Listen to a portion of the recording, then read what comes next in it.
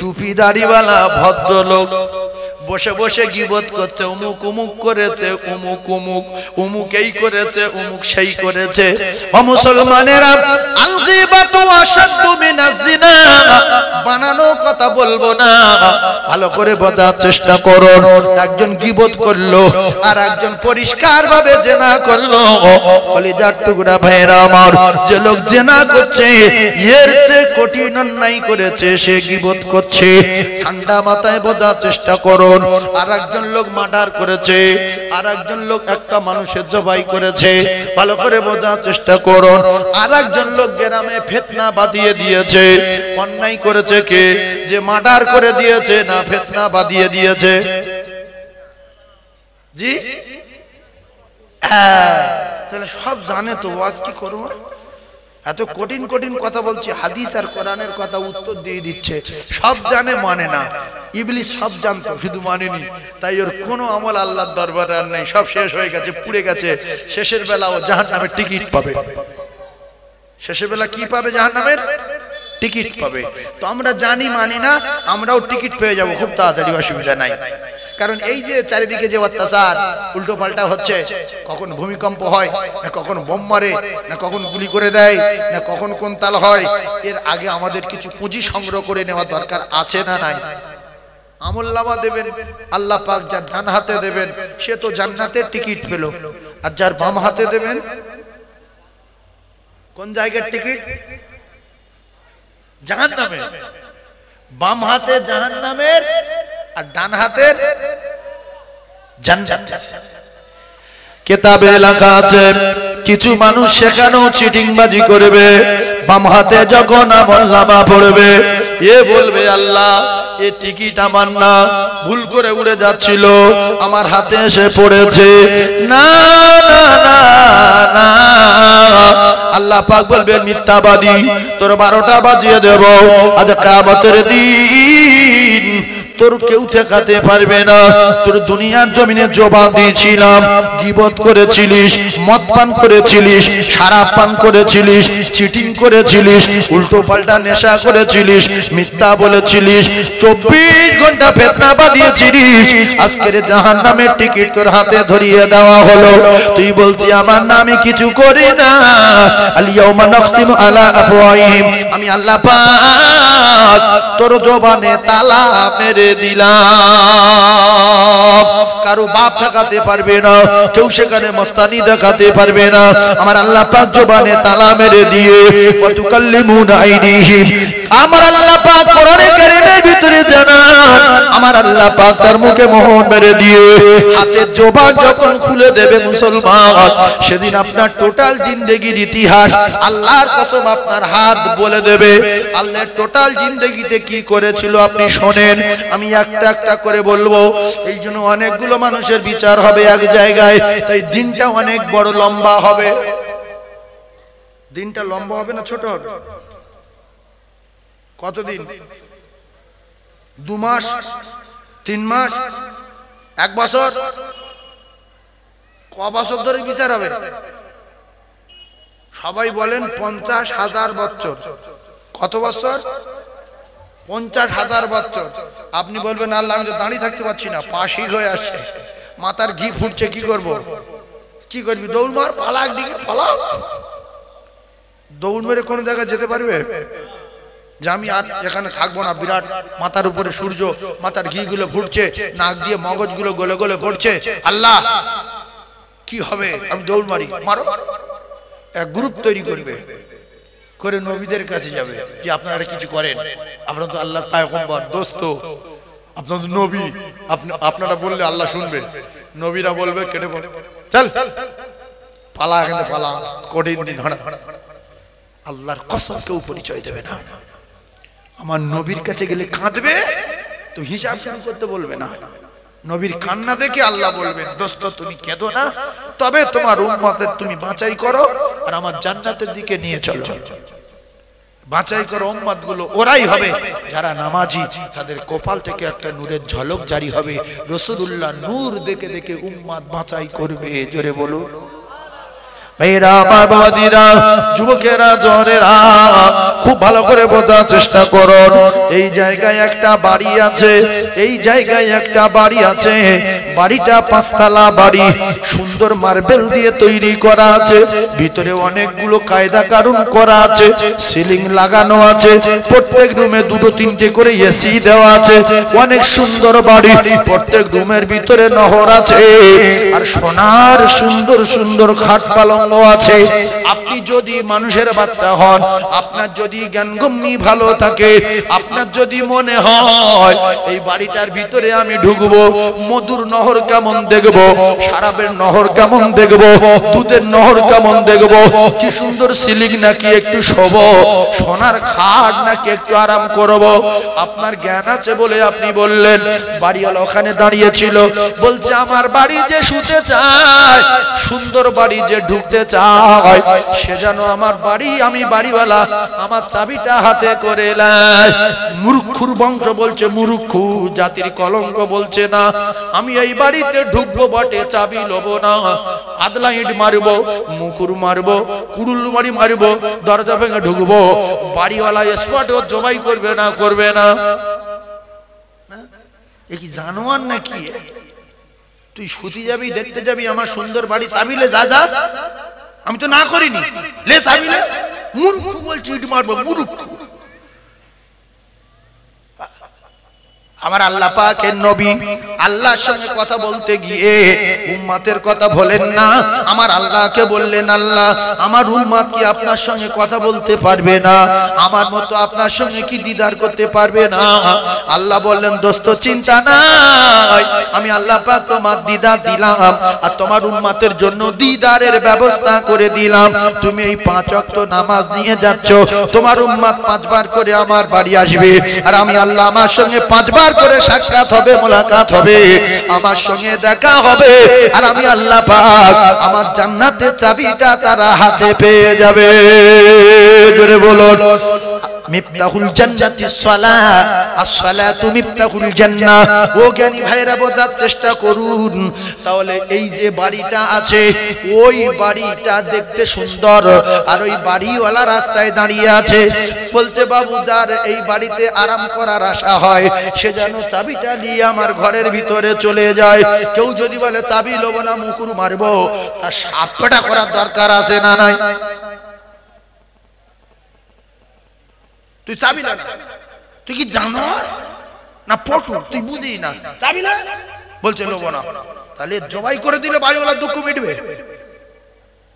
আমার কথা বুঝতে পারেন তুই আমার বাড়ি যাবি চাবি না সসম্মানে দরজা খোল মধুর নহর দাগ দুধের নহর দাগ শরাবের নহর দাগ হুর দাগ বড় বড় পাখি দাগ ওয়ালা হাবি তয়রিম মিন মিশতাহুর ওয়া হুরুন ঈন তোদের জন্য নিয়ামতের ভিতর ঢুকিয়ে রেখে যা চাবি না কিছু কিছু মুসলমান আছে জান্নাতে যাওয়ার আশা করে বললে বলে হ্যাঁ যাব তাহলে নামাজ হলো জান্নাতে চাবি মিফতাহুল জান্নাতিস সালাহ চাবিলে বলে লব না জান্নাতে যাবি বলে হ্যাঁ চামড়া উড়ে যাবে না যাবে না ও মুসলমানেরা ও জ্ঞানী ভাইরা শিক্ষিত ভাইরা একটু বোঝার চেষ্টা করুন চাবিটা আনলো কে চাবিটা আরশ আজিম থেকে আনলেন কে আল্লাহর নবী আল্লাহর কাছে গিয়ে চাবি নিয়ে চলে এসেছে যে আল্লাহ আমার উম্মত ছেড়ে আমি চলে আসব আমার উম্মতের কাছে আমি জান্নাতের চাবিটা রেখে আসব আমার উম্মতের কাছে জান্নাতের চাবিটা রেখে আসব আল্লাহ বলে দোস্ত নিয়ে যাও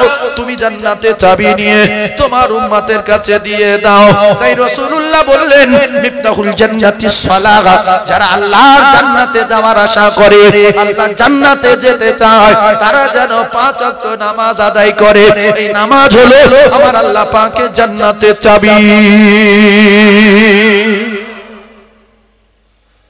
আমি কিন্তু একটাও বাজে কথা বলবো না নাওরা আরাপুর বদরা এরেন্ডা নোয়াপাড়া এই এলাকার প্রচুর জলসা হয় আর এরা বিরাট জ্ঞানী মানুষ হাজার হাজার আলেমের ওয়াজ শোনে তো আমি চাচ্ছি যে আমার মুখ দিয়ে যদি কোনো একটা আমলের কথা আল্লাহ বলিয়ে নেন সেটাকে আপনারা আমল করবেন আপনাদের জীবন ধন্য হবে আমল করবেন ফালতু কথা বাড়তি কথা অনেক বলা যায় কিন্তু বলা ঠিক না কথা বুঝতে পারেন অনেক রকম অনেক কিছু বলা যায় সেজন্য আমরা সবাই আমল করব ইনশাআল্লাহ। সর্বপ্রথম আমল, জান্নাতের চাবিটা সংগ্রহ করে নেবেন। জান্নাতে মধুর নহর আছে না নাই? দুধের নহর আছে না নাই? সুন্দর পাখি আছে না নাই? সুন্দর সুন্দর সোনার খাট পালঙ্গ আছে না নাই? সব আছে, বিছানা খাট পালঙ্গ। তাহলে আমাদের যাদের আশা হয়, দুটো পায়ে ধরে বলছি, কাল থেকে নামাজ শুরু করে দেন, আর দেরি করবেন না, কারণ কখন মরে যাব আমরা কেউ জানি না। এসেছি একা ভবে, একা যেতে হবে। এসেছি একা ভবে, একা যেতে হবে। আপনার ওই আমল, আপনার ঈমান, আপনার কবরের প্রহরী আর পাহারাদার হয়ে যাবে। জোরে বলুন, আরো জোরে বলুন সুবহানাল্লাহ। ওরে মাটির বালিশ, মাটির ঘর, ওরে মাটির বালিশ, মাটির ঘর, মাটি হবে তোর বিছানা, আর দুই দিকে হইতে পিষবে আমার, চূর্ণ হবে হাড়খানা। ওরে মাটির বালিশ, মাটির ঘর, মাটি হবে তোর বিছানা। এসেছো একা, যাইবে একা, সঙ্গে কেহ যাইবে না। কিন্তু যেদিন ডাক পড়িবে ওই কবর মাঝে শুইতে, আর জোগাড় কিছু করছো বন্ধু তাহার মাঝে বিছাইতে। ওই কবরে মার্বেল দেওয়া নাই, ওই কবরে এসি দেওয়া নাই, ওই কবরে সিলিং করা নাই, ওই কবরে বালিশ নাই, ওই কবরে বিছনা নাই, ওই কবরে জানালা নাই, ওই কবরে দরজা নাই, ওই কবরে সাথী নাই, ওই কবরে বাতি নাই।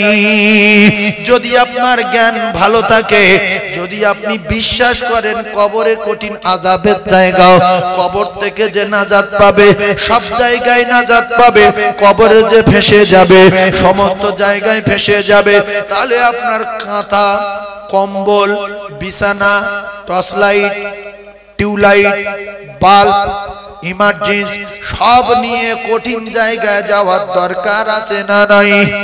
আপনার লাইট আপনার দরুদ, টর্চ লাইট আপনার কলেমা, বিছানা আপনার নামাজ, ও কলিজার টুকরা আপনার আপনার আপনার ইমার্জেন্সি হলো আপনার আমল, আপনার আমল আর ঈমান আপনার কবরে চারিদিকে নূরে নূরান্বিত হয়ে এরা পাহারা দিতে থাকবে। আপনি আরামে ঘুমিয়ে যাবেন, আর আল্লাহ পাকের ফেরেশতা জিবরাইল ইসরাফিল আলাইহিস সালাতু ওয়াস সালাম যখন ফুঁক দেবেন, ইয়াউমিন ফাকবিস সূরি ফাতাতুনা ফাজা, আপনার ঘুম ভেঙে যাবে। আপনি কাঁচা ঘুমে উঠবেন, চোখ ডলতে ডলতে বলবেন, আল্লাহ সবে মাত্র ঘুমিয়ে গেলাম, কে এত জোরে আওয়াজ করে আমার ঘুম ভাঙিয়ে দিল। আপনি ঘুম ভেঙে উঠে দেখবেন কিয়ামত হয়ে গেল। আর যার কবরে আগুন জ্বলছিল কি শাস্তি রয়েছে, যার কবরে 99টা সাপ দিয়েছে কি শাস্তি রয়েছে। ও কলিজার টুকরা ভাইরা, বিশ্বাস করুন, আল্লাহর কসম, আজ না হয় দুদিন পরে মৃত্যু হবে। মৃত্যুর ভয়ে কোন জায়গায় যদি লুকিয়ে যায়, সে জায়গায় মালাকুল মউত পৌঁছে যাবে। যাবে না? যাবে না? তবে একটা কাজ করলে মালাকুল মউত মানে সাট করে ঢুকতে পারবে না, যদি সীসা গলিয়ে মাটির তলায় বাড়ি করতে পারেন। সীসা গলিয়ে হবে কি? আর কাঁচের করলে আসলে মালাকুল মউত এমন একটা ফেরেশতা না, কোনো বাধা মানবে না। এই যে বলে যে ঘরে মানুষের ছবি থাকে, কুকুরের ছবি থাকে, গরুর ছবি থাকে, যে ঘরে মোটামুটি জীবজন্তুর ছবি থাকে, সে ঘরে আল্লাহর ফেরেশতারা প্রবেশ করে না।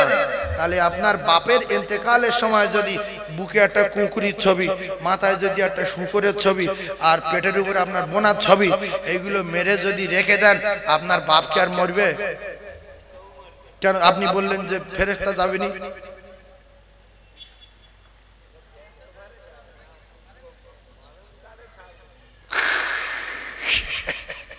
ভাই বলছে জ্যান্ত কালে যাবে না, ও তো জ্যান্ত আছে। আসলে ব্যাপারটা হলো, এই মালাকুল মউত যে ফেরেশতা, এটা আলাদা ফেরেশতা। সেই জন্য আল্লাহ অন্যান্য ফেরেশতার এই জান কবজার দায়িত্ব দেননি। আল্লাহ পাক যখন ফেরেশতাদের মাটি আনতে বললেন, ফেরেশতারা একের পর এক সব ফিরে এসেছে না আসেনি? আর আজরাইল গিয়ে বলছে, আমি ফেরা ফেরেশতা না, তুই যত কান্নাকাটি করিস ধরেছি ছিঁড়ে নিয়ে যাব, কোনো বাধা মানব না। কুকুর দেখিয়ে অন্য ফেরেশতার ভয় দেখাতে পারো, গরুর ছবি দেখিয়ে অন্য ফেরেশতার ভয় দেখাতে পারো, মানুষের ছবি দেখিয়ে অন্য ফেরেশতার ভয় দেখাতে পারো, কিন্তু মালাকুল মউত ফেরেশতা ভয় করে না। তোমার বাপের গলায় কোমরে হাতে যদি সব জায়গায় ছবি মারো, লা ইস্তাখিরুনা সাআতাও ওয়ালা ইস্তাকদিমুন, মালাকুল মউত কে টুটি টিপে ধরবে, এক সেকেন্ড সময় দেবে না। আইনামা তাকুনু ইদরিকুমুল মাউত ওয়ালাউ কুনতুম ফি বুরুজিম মুশাইয়াদা। আল্লাহর কসম, যদি সীসা গলিয়ে বাড়ি বানাও, কাঁচ দিয়ে বাড়ি বানাও, মালাকুল মউত সে জায়গায় পৌঁছে যাবে, এক জাররা পরিমাণ অসুবিধা হবে না। তবে ঝাঁট করে প্লেনে উঠে যদি মক্কার দিকে চলে যায়, হয়তো 2-5 মিনিট দেরি হতে পারে, নাকি বলেন? মৃত্যুর সময় যদি প্লেন ভাড়া করে বেরিয়ে উপরে সাহসা করে, ক মিনিট দেরি হবে? হ্যাঁ, বলছে 2-1 মিনিট দেরি হলে হতে পারে, তেড়ে যাবে তো। আল্লাহু আকবার। মালাকুল মউতের কারা তাড়তে হয় না, প্রত্যেকটা মানুষের সঙ্গে 5 বার করে প্রত্যেক দিন দেখা করে। কবার করে? 5 বার করে। এসে বলে, রেডি হ, রেডি হ, 3টের সময় আসছি, রেডি হ, 4টের সময় আসছি, রেডি হ, আর 4:30-র সময় শেষবারের মতো আসবো, আর কোনো বাধা মানবো না। 150 ডাক্তার বসিয়ে রেখেছে, ডাক্তারবাবু সাবধান, লক্ষ্য রাখো, ঘন্টায় 1 লাখ দেবো। ডাক্তার বলতে আমার সম্ভব না। অনেক জ্ঞানী ডাক্তার দ্বারা তারা কি বলে জানেন, যে মালিক বাঁচালে বাঁচবে, আমার কোনো ক্ষমতা নাই, ভগবান বাঁচালে বাঁচবে, আমার কোনো ক্ষমতা নাই, ঈশ্বর বাঁচালে বাঁচবে, আমার কোনো ক্ষমতা নাই। এরা হলো অরিজিনাল ডাক্তার। আর দুটোটা ভুগড়ু আছে, আমি ঔষধ দিচ্ছি, সিও সেরে যাবে। তোর বাপের তুই বাঁচাতে পারিনি, তুই কি সারাবি রে? তাহলে সারাই কে? আল্লাহ। আর সরাই কে? আল্লাহ। তাহলে আমরা সারবো না সরবো? জোরে বল। সারবো। আল্লাহ আমাদের প্রত্যেকের সারার তৌফিক দান, বলেন আমিন। আল্লাহ আমাদের প্রত্যেকের ঈমানি হালতে মউত দান, বলেন আমিন। চিল্লে তাকবীর দান, নারী তাকবীর। কিবার মরবেন বলেন তো? এই যে কিবার মরবেন?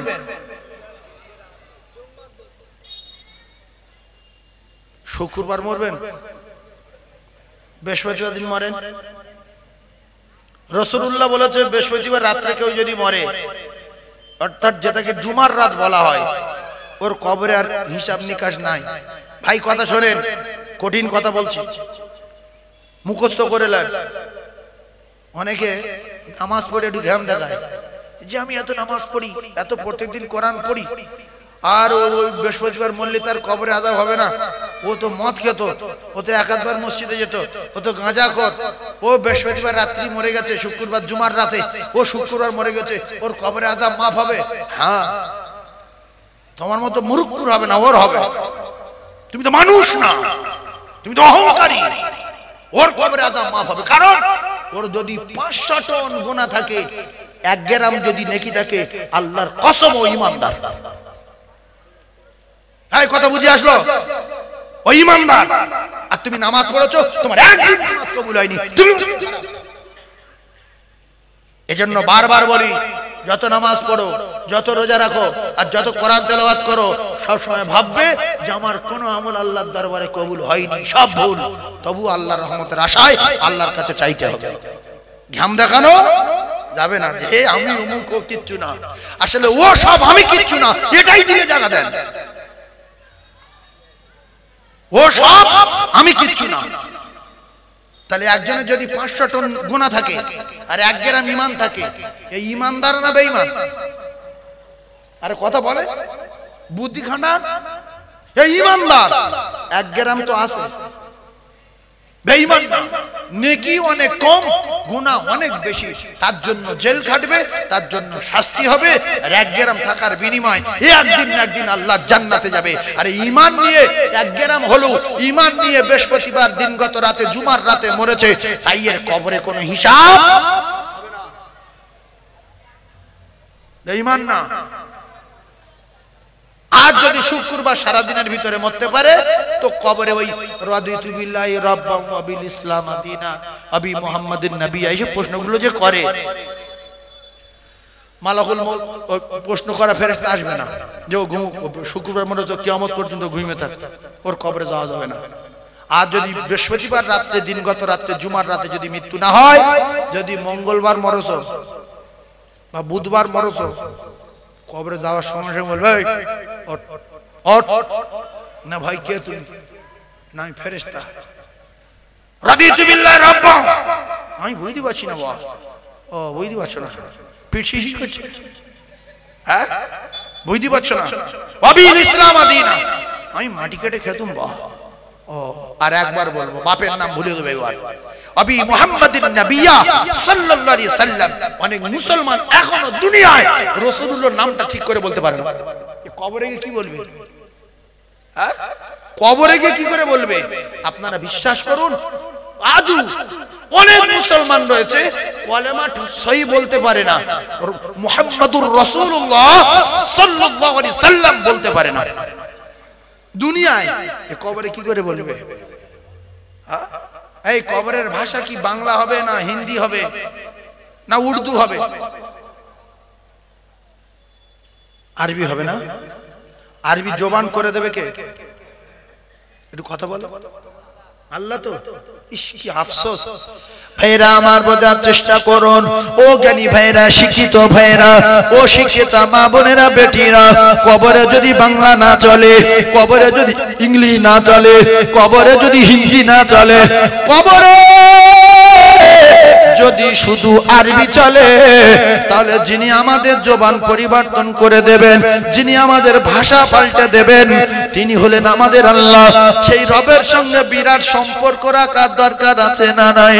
কলিজার টুকরা ভাইরা আমার, দুনিয়ায় ক্লাস আপনি যখন বিএড করতে গেলেন, বিএডে আপনার যদি কোনো master first class first number দেয়, 500 ছেলের ভিতরে ফার্স্ট করে দেয়, আপনি তো তার বলবেন আপনার লুঙ্গি দেব, আপনার জামা দেব, আপনার মোরগ দেব, আপনার খাসি দেব, আপনার 10,000 টাকা দেব, বিরাটটা সেবা দেবেন, কারণ সে আমার ফার্স্ট করে দেবে, সে আমার পাস করে দেবে। ও কলিজার টুকরা জ্ঞানী ভাইরা আমার, আল্লাহ যদি আমাদের জবান আরবি করে দেবেন, আল্লাহ আমাদের জবান পরিবর্তন করে দেবেন, আল্লাহ আমাদের ভাষা পরিবর্তন করে দেবেন, সেই আল্লাহর সঙ্গে বিরাট সম্পর্ক রাখার দরকার আছে না নাই? সে আল্লাহর বাড়ি গিয়ে প্রত্যেকদিন কাঁদার দরকার আছে না নাই?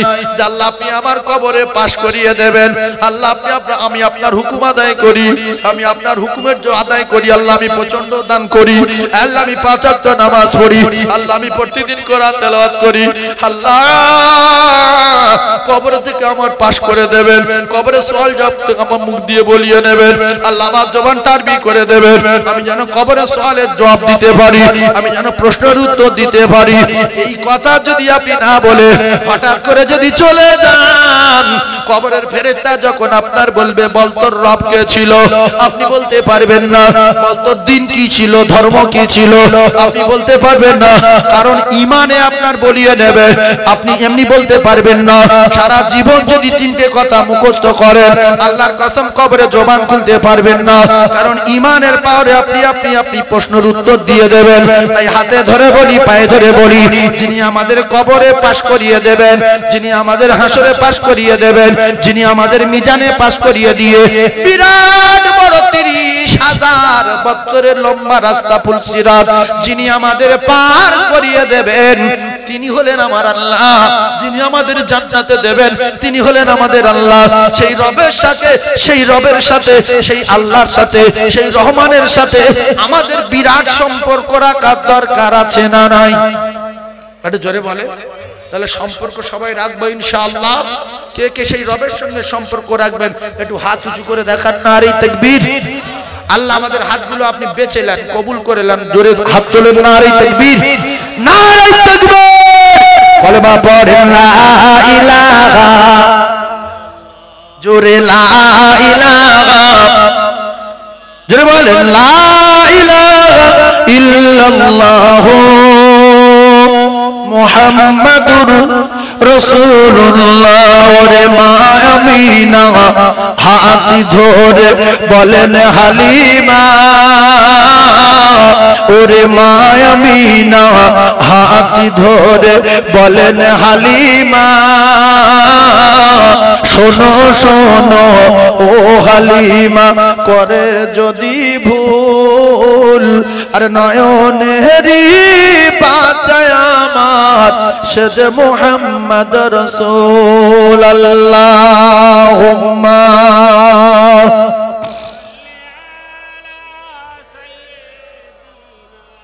মাওলানা মুহাম্মদ ওয়া আলা আলি সাইয়্যিদিনা।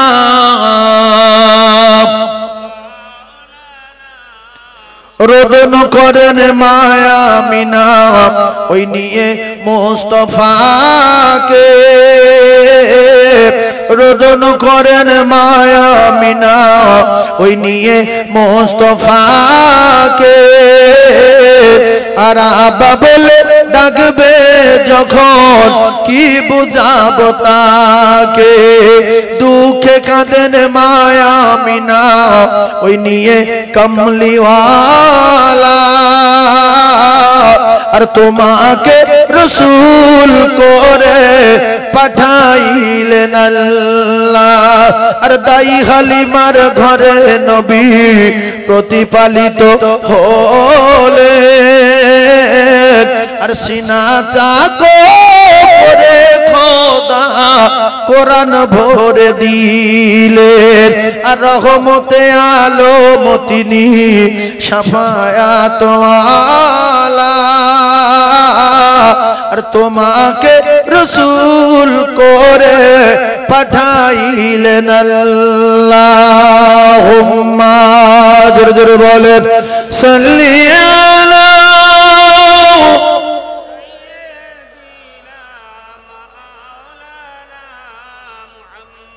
ওয়া আলা আলিহি